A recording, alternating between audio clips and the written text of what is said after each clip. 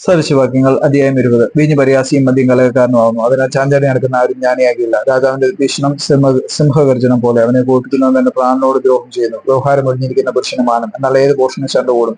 മടിയൻ ശീലം നിമിത്തം വീഴാതിരിക്കുന്നു. കൊയ്ത്തുകാലത്ത് അവൻ ഇരക്കും ഒന്നും കിട്ടുകയില്ല. മനുഷ്യന്റെ ഹൃദയത്തിലെ ആലോചന ആഴമുള്ള വെള്ളം. വിവേകമുള്ള പുരുഷനും അത് കൂരിയെടുക്കും. മിക്ക മനുഷ്യൻ തങ്ങളോട് ദയാലുവായ ഒരുത്തിനെ കാണും. എന്നാൽ വിശ്വസ്തനായ ഒരുത്തിനെ ആർ കണ്ടെത്തും. ഒരു മാർത്തയെ നടക്കുന്നവൻ നീതിമാൻ. അവന്റെ ശേഷം അവന്റെ മക്കളും ഭാഗ്യവാന്മാർ. ന്യായസമിതിയിരിക്കുന്ന രാജാവ് തന്നെ കണ്ടുകൊണ്ട് സകല ദോഷത്തെയും തീറ്റിക്കളയുന്നു. ഞാൻ എന്റെ ഹൃദയത്തെ ശുദ്ധീകരിച്ച് പാപവും നിർമ്മലനായിരിക്കുന്നു എന്ന് ആർക്ക് പറയാം? രണ്ടുതരം തൂക്കവും രണ്ടുതരം അളവും രണ്ടും ഒരുപോലെ ഹോയ്ക്ക് വെറുപ്പ്. ബാല്യത്തിലെ ക്രിയകളാൽ തന്നെ ഒരുത്തന്റെ പ്രവൃത്തി വെടുപ്പും നേരുമുള്ളതോ ആകുമോ എന്ന് അറിയാം. കേൾക്കുന്ന ചെവി കാണുന്ന കണ്ട് ഇവ രണ്ടും യഹോവ ഉണ്ടാക്കി. ദരിദ്രനാകാതിരിക്കേണ്ടത് നിദ്രാപ്രിയനാകരുത്. നീ കണ്ണു തുറക്കാൻ നിനക്ക് വേണ്ടുവോളം ആഹാരം ഉണ്ടാകും. വിലക്ക് വാങ്ങുന്നവൻ ചീത്ത ചീത്ത എന്ന് പറയുന്നു. വാങ്ങി തന്നെ വഴിക്ക് പോകുമ്പോഴും അവൻ പ്രശംസിക്കുന്നു. പൊന്നും അനവധി മുത്തുകളും ഉണ്ടല്ലോ. പരിജ്ഞാനമുള്ള ഉദരങ്ങളോ വിലയേറിയ ആഭരണം. അന്യന് വേണ്ടി ജാമ്യം നിൽക്കുന്നവരുടെ വസ്ത്രം എടുത്തു കൊടുക്കുക. അന്യാധികാരന് വേണ്ടി ഉത്തരവാദിയാവുന്നവനോട് പണയം വാങ്ങുക.